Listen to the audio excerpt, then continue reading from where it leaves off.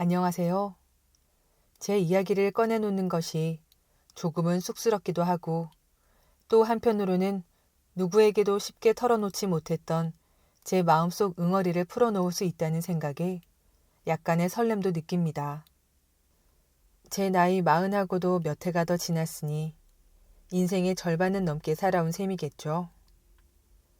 돌이켜보면 제 삶은 늘 무언가를, 어쩌면 누군가를 애타게 그리워했던 시간의 연속이 아니었나 싶습니다. 저는 태어날 때부터 반쪽짜리 시작이었어요. 제 기억 속에는 어머니의 얼굴이 없습니다. 제가 돌을 간 넘겼을 무렵 어머니는 제 곁을 영영 떠나셨다고 들었습니다. 병 때문이었다고도 하고 사고였다고도 하고 친척 어른들 사이에서도 말이 조금씩 달랐지만 분명한 건 아주 어린 제게는 어머니의 부재라는 커다란 구멍이 생겨버렸다는 것이었죠. 아버지는 얼굴조차 모릅니다. 어머니 뱃속에 저를 남겨두고 어디론가 사라지셨다는 이야기만 전해 들었을 뿐 사진 한 장 남아있지 않아 그저 막연한 존재일 뿐입니다. 그래서였을까요? 저는 아주 어릴 때부터 친척집을 전전하며 자랐습니다.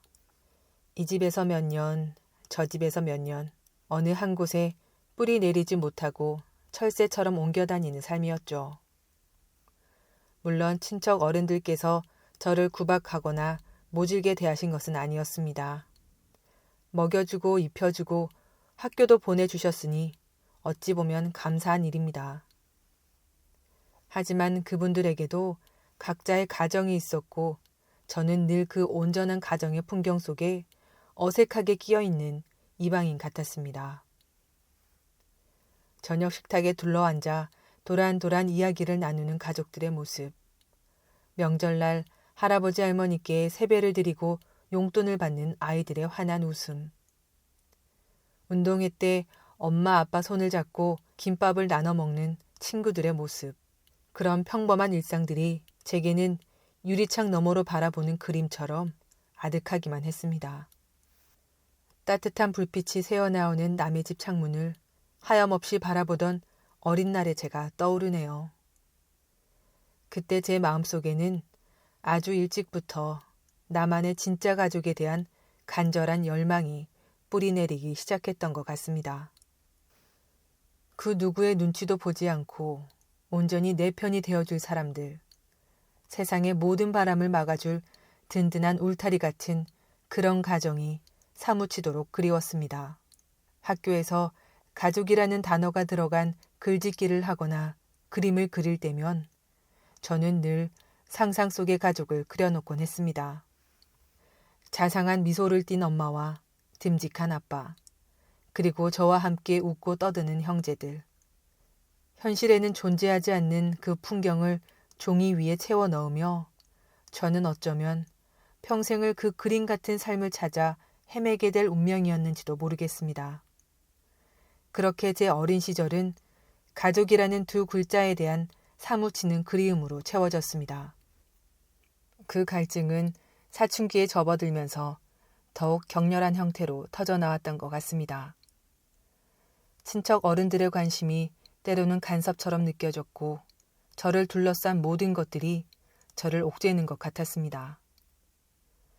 세상에 나 혼자뿐이라는 생각, 어디에도 속하지 못한다는 외로움은 결국 저를 길거리로 내몰았습니다.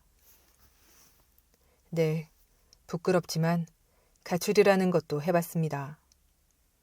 진짜 나를 찾아보겠다, 혹은 이 지긋지긋한 현실에서 벗어나겠다 하는 치기 어린 반항심이었겠죠. 하지만 집을 나선다고 해서 별다른 세상이 펼쳐지는 것은 아니더군요. 며칠 밤을 낯선 길 위에서 혹은 PC방 구석에서 새우잠을 자며 깨달은 것은 세상은 혼자 살기엔 너무나 춥고 배고픈 곳이라는 냉정한 현실뿐이었습니다.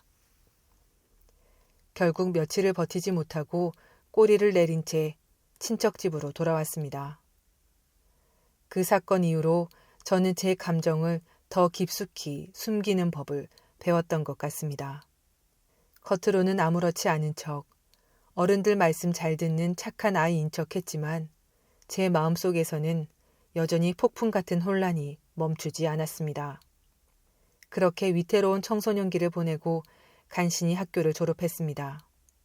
특별히 하고 싶은 일도 잘하는 것도 없었기에 그저 남들처럼 대학이라는 곳에 발을 들여놓았고 졸업 후에는 작은 회사에 취직해 월급쟁이가 되었습니다. 어쩌면 저도 모르게 평범한 삶의 궤도에 올라타면 그토록 바라던 안정과 소속감을 찾을 수 있지 않을까 하는 막연한 기대가 있었는지도 모르겠습니다. 직장 생활을 하면서 몇 번의 연애도 경험했습니다. 20살을 갓 넘긴 청춘이었으니 이성에 대한 설렘이 왜 없었겠습니까? 하지만 제 연애는 늘 짧았습니다. 시작은 나름대로 뜨거웠을지 몰라도 그 불꽃은 금세 사그라들곤 했죠. 지금 돌이켜보면 그 원인은 아마 저에게 있었던 것 같습니다. 저는 상대방에게 너무 많은 것을 기대했던 것 같아요.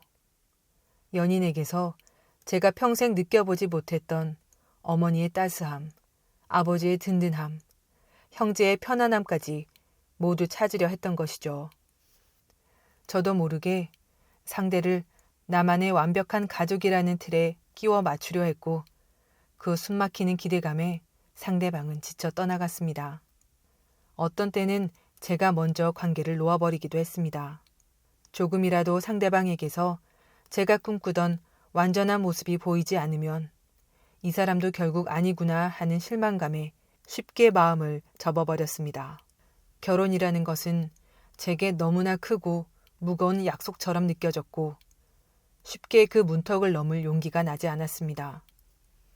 어쩌면 또다시 상처받을까봐, 또다시 버려질까봐 두려웠던 것이겠죠. 그렇게 스쳐 지나가는 연인들 속에서 제 마음의 공허함은 채워지기보다 오히려 더 깊어져만 갔습니다. 겉으로는 평범한 직장인으로 주말이면 친구들과 어울려 술 한잔 기울이는 보통의 청년으로 보였을진 모르지만 제 안에는 여전히 채워지지 않는 거대한 구멍이 있었습니다. 진짜 내 가족, 나를 온전히 이해해주고 받아줄 사람에 대한 갈망은 시간이 갈수록 커져만 갔고 저는 점점 더 절박해졌던 것 같습니다. 그때는 몰랐습니다. 그 절박함이 제 인생을 어떤 방향으로 이끌고 가게 될지를요. 그렇게 하루하루 의미 없이 흘러가는 시간들 속에서 저는 30이라는 나이를 넘기고 있었습니다. 마음속의 허전함은 이제 익숙한 그림자처럼 저를 따라다녔고 가족이라는 단어는 여전히 제 가슴 한구석을 아리게 하는 닿을 수 없는 꿈처럼 느껴졌습니다. 주변 친구들은 하나 둘 가정을 꾸리고 아이들 사진을 보여주며 행복해했지만 저는 그들의 삶에서조차 한 걸음 비켜져 있는 듯한 이질감을 느끼곤 했습니다. 퇴근 후 텅 빈 원룸에 돌아와 홀로 저녁을 먹을 때면 사무치는 외로움에 술잔을 기울이는 날도 잦아졌습니다. 그러던 어느 날이었습니다.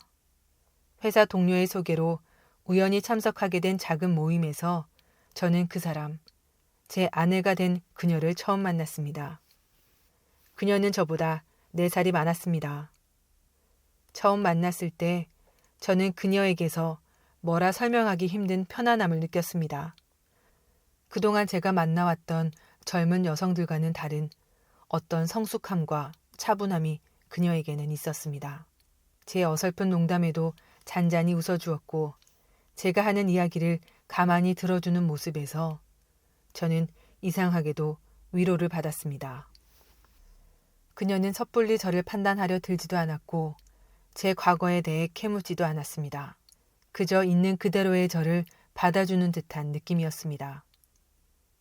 늘 누군가에게 맞춰야 했고 제 본 모습을 숨겨야 했던 제게 그녀의 그런 모습은 신선한 충격이자 동시에 거부할 수 없는 매력이었습니다. 우리는 자연스럽게 몇 번 더 만남을 가졌고 만날수록 저는 그녀에게 깊이 빠져들었습니다. 그녀와 함께 있을 때면 저는 오랜 시간 동안 느껴보지 못했던 안정감을 느꼈습니다. 마치 거친 바다를 떠돌던 난파선이 마침내 아늑한 항구를 찾은 듯한 기분이랄까요.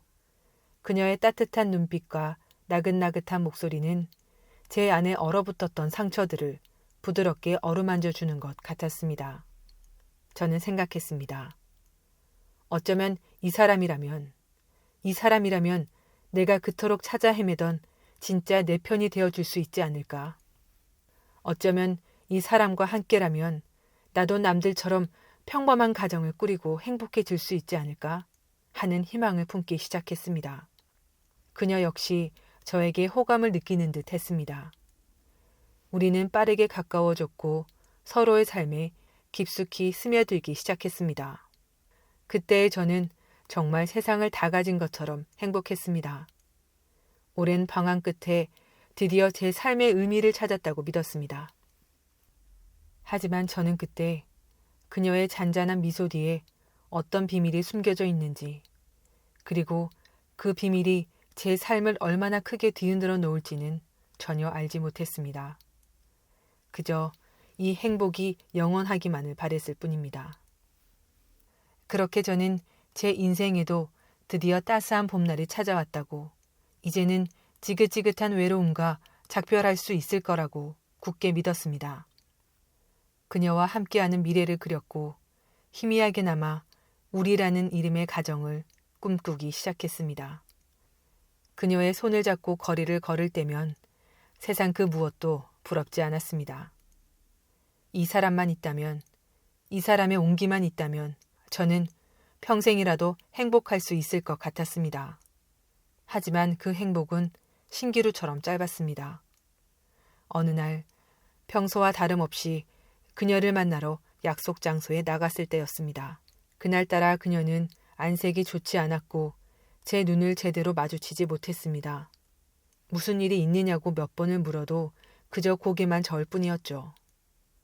그 불안한 침묵 끝에 그녀는 아주 힘겹게 입을 열었습니다. 그리고 그녀의 입에서 나온 이야기는 제 머릿속을 하얗게 만들었습니다. 그녀는 유부녀였습니다. 그것도 아이가 둘이나 있는. 제 귀를 의심했습니다. 제가 잘못 들은 것이라고, 이건 악몽일 거라고 생각했습니다. 하지만 그녀의 떨리는 목소리와 눈가에 맺힌 눈물은 그것이 냉혹한 현실임을 말해주고 있었습니다. 심장이 땅바닥으로 곤두박질 치는 것 같았습니다. 그토록 제가 찾아 헤매던 빛이 알고 보니 손에 잡히지 않는 무지개였다는 것을 깨달은 순간의 절망감이란. 그녀는 울면서 말했습니다. 남편과는 이미 오래전부터 관계가 좋지 않았고 이혼을 생각하고 있던 차에 저를 만났다고. 제게는 처음부터 모든 것을 솔직하게 말하고 싶었지만 저를 잃게 될까봐 두려워서 차마 용기가 나지 않았다고 했습니다. 그녀의 말들이 제대로 들리지 않았습니다. 제 머릿속은 온통 배신감과 혼란으로 가득 찼습니다. 내가 또다시 누군가에게 기만당한 건가? 내가 꿈꿨던 모든 것들이 또다시 물거품이 되는 건가? 어떻게 그 사실이 알려졌는지는 정확히 기억나지 않습니다. 제가 술김에 친한 친구에게 털어놓았던 것인지 아니면 다른 경로를 통해서였는지. 얼마 지나지 않아 그 일은 저를 키워주신 친척 어른들의 귀에까지 들어가게 되었습니다. 예상대로 난리가 났습니다. 불효령이 떨어졌고 당장 그 여자를 정리하라는 엄명이 내려왔습니다. 어떤 분은 제 뺨을 때리며 정신 차리라고 소리치셨고 어떤 분은 눈물로 호소하셨습니다. 애딸린 유부녀가 가당키나 하나. 온갖 질책과 비난이 제게 쏟아졌습니다. 저는 죄인이었습니다. 사랑이라는 감정에 눈이 멀어 해서는 안 될 관계에 발을 들인 파렴치한 놈이 되어 있었습니다. 친척 어른들의 분노는 어쩌면 당연한 것이었습니다. 그분들 입장에서는 제가 걱정되셨을 테고 또 한편으로는 집안 망신이라는 생각도 드셨을 겁니다. 하지만 그때의 저는 그분들의 질책 속에서 또다시 나는 어디에도 속하지 못하는 존재구나라는 깊은 고립감을 느꼈습니다. 결국 그 모든 압박과 제 스스로의 혼란 속에서 우리는 헤어졌습니다. 그녀도 더 이상 저를 붙잡지 못했고 저도 그녀의 손을 잡을 용기가 없었습니다. 그렇게 제 짧았던 봄날은 폭풍처럼 지나가 버렸고 저는 다시 혼자가 되었습니다. 아니, 혼자보다 더 깊은 절망 속에 빠져들었습니다. 이제는 정말 그 누구도 믿을 수 없을 것 같았고 사랑이라는 감정 자체에 환멸을 느꼈습니다. 제 삶에는 더 이상 희망이라는 것이 남아있지 않은 것처럼 느껴졌습니다. 그렇게 모든 것이 끝났다고 생각했습니다. 제 삶에서 사랑이나 행복 같은 단어는 이제 사치일 뿐이라고. 그저 하루하루를 의미 없이 살아내는 것만이 제게 남겨진 전부라고 체념했습니다. 친척 어른들과의 관계도 예전 같지 않았습니다. 그분들은 저를 안타까워하면서도 한편으로는 여전히 저를 철없는 문제와 취급하는 듯한 시선을 거두지 않으셨죠. 저는 그저 고개를 숙이고 그 어떤 변명도 하지 않은 채 그분들의 처분을 기다리는 죄인처럼 지냈습니다. 시간이 얼마나 흘렀을까요? 계절이 한두 번은 바뀌었을 무렵이었던 것 같습니다. 제 삶은 여전히 잿빛이었고 마음의 상처는 조금도 아물지 않은 채였습니다. 퇴근 후 텅 빈 방에 홀로 앉아 캔맥주를 마시며 TV를 보는 것이 유일한 낙이었던 어느 날 저녁, 현관문 초인종이 울렸습니다. 이 시간에 저를 찾아올 사람이 없었기에 의아한 마음으로 문을 열었습니다. 그리고 문 밖에는 다시는 볼 수 없을 거라 생각했던 그녀가 서 있었습니다. 그녀는 예전보다 많이 수척해진 모습이었습니다. 화장기 없는 얼굴에는 깊은 피로와 슬픔이 어려 있었지만 저를 바라보는 눈빛만큼은 이전처럼, 아니 이전보다 더 간절해 보였습니다. 저는 순간 말을 잃었습니다. 이게 꿈인가 생시인가 현실감이 느껴지지 않았습니다. 그녀는 떨리는 목소리로 제게 말했습니다. 이혼했다고. 모든 것을 정리하고 왔다고. 아이들은 전 남편에게 두고 왔다고 했습니다. 그리고 저 없이는 도저히 살 수 없을 것 같아서 모든 비난을 각오하고 이렇게 다시 저를 찾아왔다고 했습니다. 그녀의 눈에서는 하염없이 눈물이 흘러내렸습니다. 그 순간 제 머릿속에서는 수만 가지 생각이 교차했습니다. 지난날의 아픈 기억, 친척 어른들의 분노 어린 얼굴, 세상의 손가락질. 하지만 그 모든 것을 압도하는 단 하나의 감정이 제 가슴을 뜨겁게 치고 올라왔습니다. 그것은 바로 기회였습니다. 어쩌면 이것이 내게 주어진 마지막 기회일지도 모른다는 생각. 내가 그토록 바라던 내 가족을 가질 수 있는 어쩌면 유일한 기회일지도 모른다는 절박함이었습니다. 그녀는 모든 것을 버리고 제게 왔습니다. 그녀가 저지른 일의 무게나 도덕적인 비난 같은 것은 더 이상 제게 중요하지 않았습니다. 오직 나를 선택했다는 사실, 그리고 나와 함께 가정을 이루고 싶어 한다는 그녀의 간절함만이 제 눈에 보이고 귀에 들렸습니다. 어쩌면 이것이 운명일지도 모른다. 세상 모두가 등을 돌린다 해도 이 사람 손만 잡으면 나는 행복해질 수 있을지도 모른다. 저는 결국 그녀의 손을 잡았습니다. 그리고 그 선택은 제 삶의 모든 것을 바꾸어 놓았습니다. 친척 어른들은 당연히 길길이 날뛰셨습니다. 의절까지 각오해야 했습니다. 저는 그 모든 관계를 제 손으로 끊어냈습니다. 오직 그녀와 함께 새로운 가정을 꾸리겠다는 일념 하나로 세상의 모든 비난을 등 뒤로 한 채 그녀와 함께 살기 시작했습니다. 우리는 번거로운 결혼식 같은 것은 생략했습니다. 그저 구청에 가서 혼인신고서에 도장을 찍는 것으로 부부의 연을 맺었습니다. 그렇게 제게도 드디어 가족이라는 것이 생겼습니다.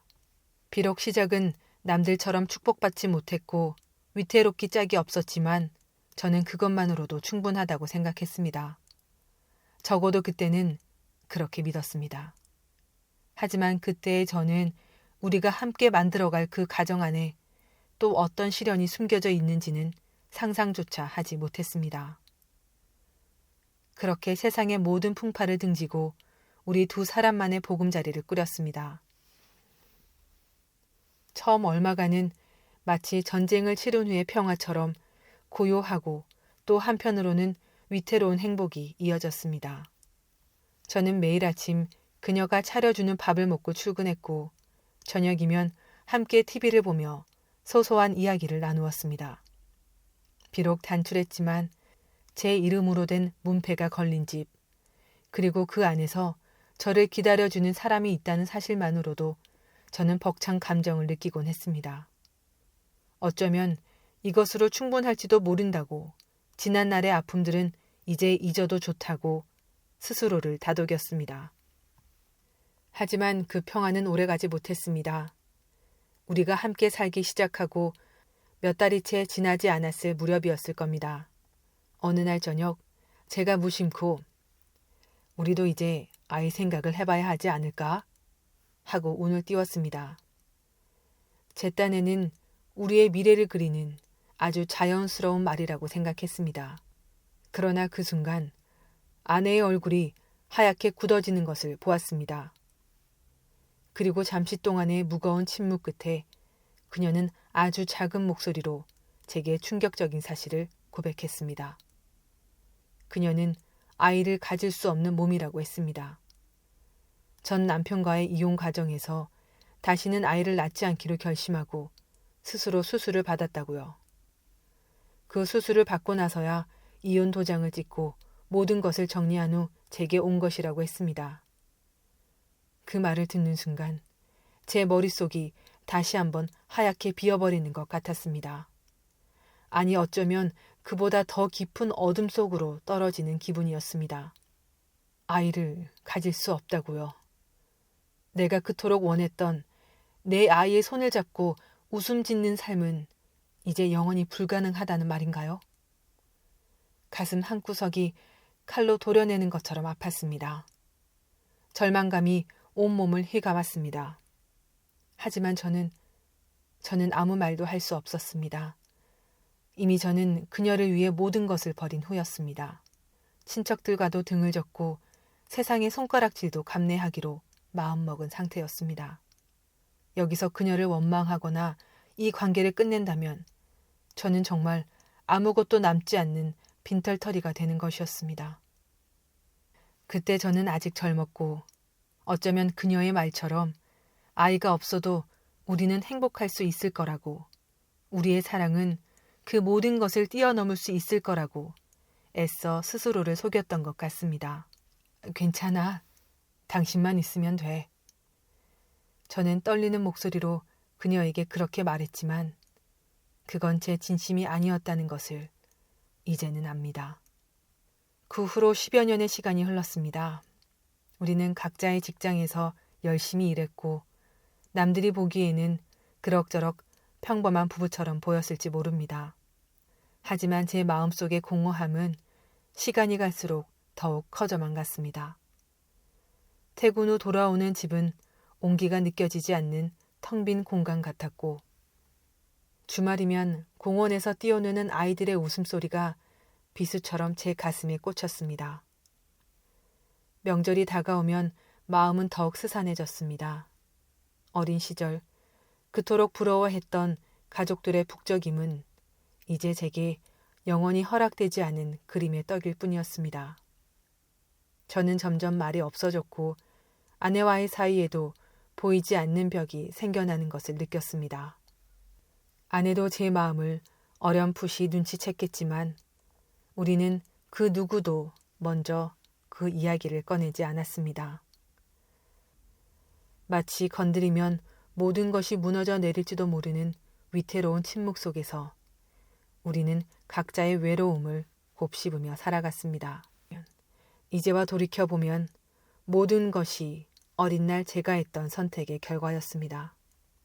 가족이라는 두 글자에 눈이 멀어 너무 많은 것을 보지 못했고 너무 쉽게 모든 것을 내던졌습니다. 그토록 간절히 원했던 아이들 있는 단란한 가정, 그 평범한 행복을 누리지 못하는 지금의 이 삶이 저는 너무나도 싫습니다. 하지만 동시에 이 모든 것을 되돌리기에는 너무 늦어버렸다는 두려움, 그리고 이 무거운 현실을 벗어날 용기가 없다는 무력감에 저는 그저 하루하루를 견뎌낼 뿐입니다. 가슴 속에는 후회와 그리움, 그리고 누구에게도 말 못할 깊은 외로움만이 검은 앙금처럼 남아 있습니다. 그렇게 가라앉은 후회와 외로움을 안고 저는 40이라는 나이를 훌쩍 넘겼습니다. 제 삶은 마치 멈춰버린 시계 같았습니다.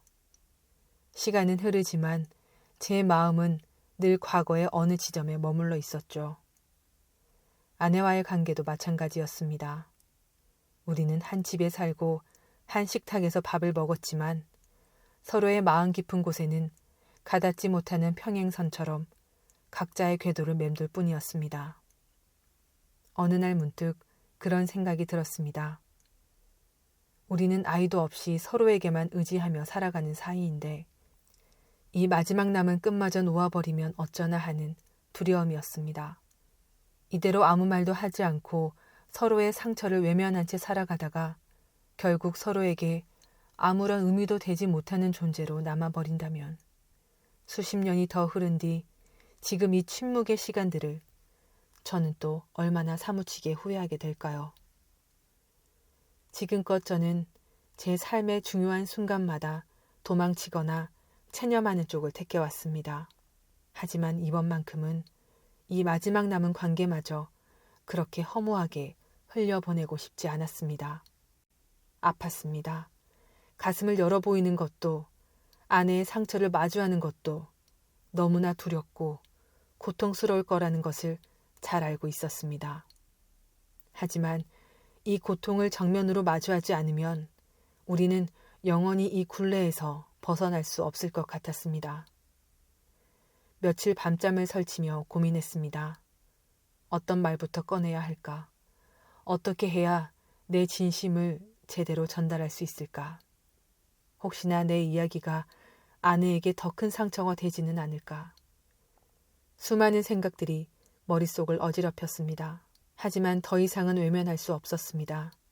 힘들겠지만, 아프겠지만 우리는 서로에게 이 잔인한 진실을 꺼내놓고 마주봐야만 했습니다. 그것이 우리가 함께 살아온 시간에 대한 최소한의 예의이자 어쩌면 마지막으로 서로를 구원할 수 있는 길일지도 모른다는 생각이 들었습니다.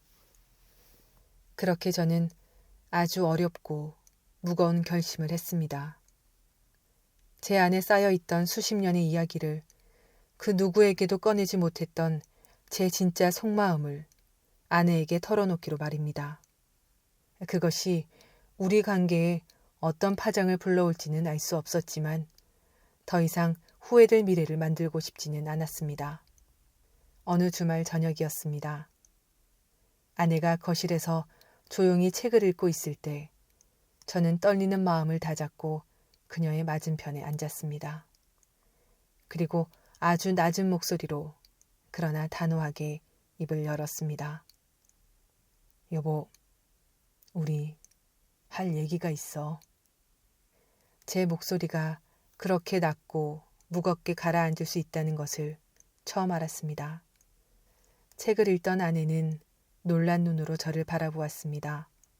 우리의 시선이 허공에서 마주쳤고 저는 더 이상 피할 수 없다는 것을 직감했습니다.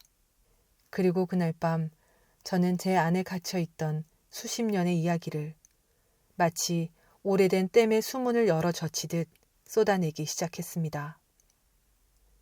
어린 시절부터 사무치게 그리워했던 가족이라는 이름, 당신을 만나 잠시나마 품었던 희망, 그리고 아이를 가질 수 없다는 사실을 알았을 때의 절망감, 괜찮을 거라며 스스로를 속여왔던 지난 시간들, 그리고 날이 갈수록 커져만 갔던 공허함과 후회.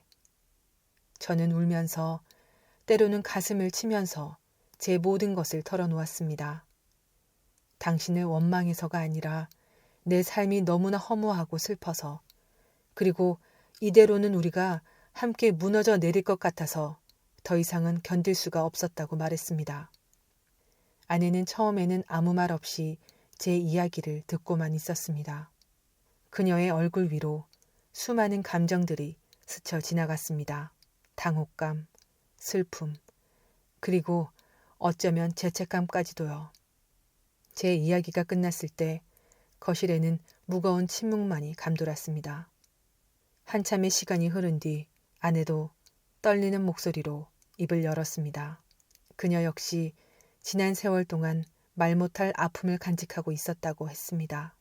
전 남편과의 불행했던 결혼 생활, 그 지옥에서 벗어나기 위해 아이들까지 등져야 했던 자신의 선택, 저를 만나 새로운 삶을 꿈꿨지만 제 마음속 깊은 상처를 제대로 헤아리지 못했던 것에 대한 미안함을 이야기했습니다.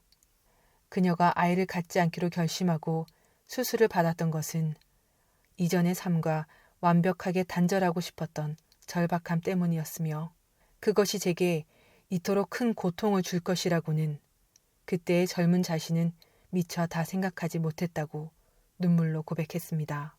우리는 밤이 새도록 울고 또 이야기했습니다. 서로의 상처를 처음으로 정면으로 마주했고 서로의 아픔에 함께 울었습니다. 그리고 깨달았습니다. 우리의 지금은 20살 남짓 각자의 절박함 속에서 했던 선택들이 쌓여 만들어진 결과라는 것을요. 누구를 탓할 것도 원망할 것도 없었습니다. 그저 너무 어렵고 너무 절실했던 우리 자신들의 모습만이 안타깝게 남아있을 뿐이었습니다. 그렇게 모든 것을 쏟아내고 난 며칠 뒤였습니다. 아침 식탁에서 아내가 조심스럽게 제게 말했습니다.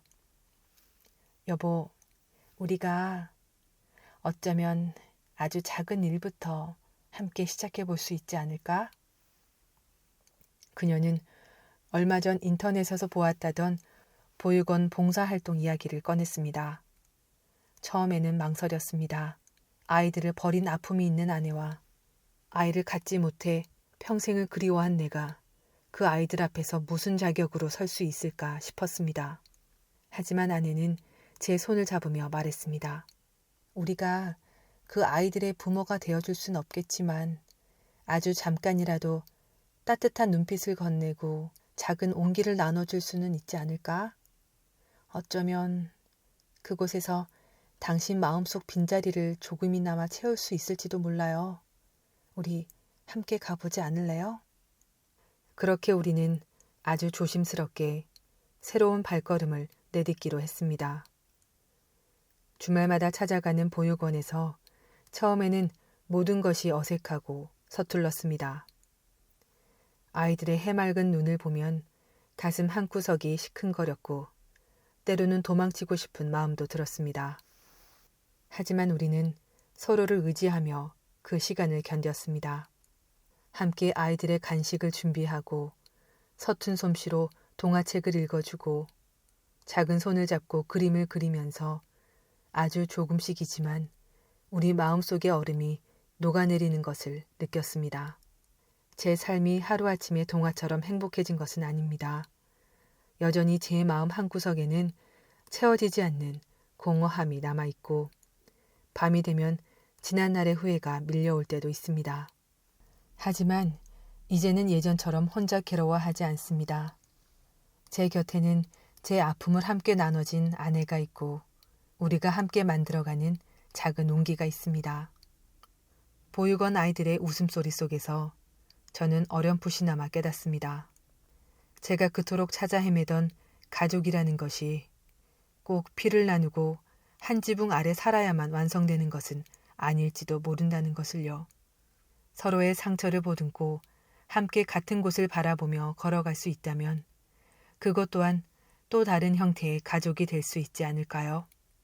어쩌면 저와 비슷한 아픔을 가진 분들이 계실지도 모르겠습니다. 부디 용기를 잃지 마시라고 절망 속에서도 아주 작은 희망의 씨앗은 반드시 숨어 있다고 말씀드리고 싶습니다. 저 역시 제 아내와 함께 그 작은 씨앗에 매일 조심스럽게 물을 주며 그렇게 하루하루를 살아가고 있습니다.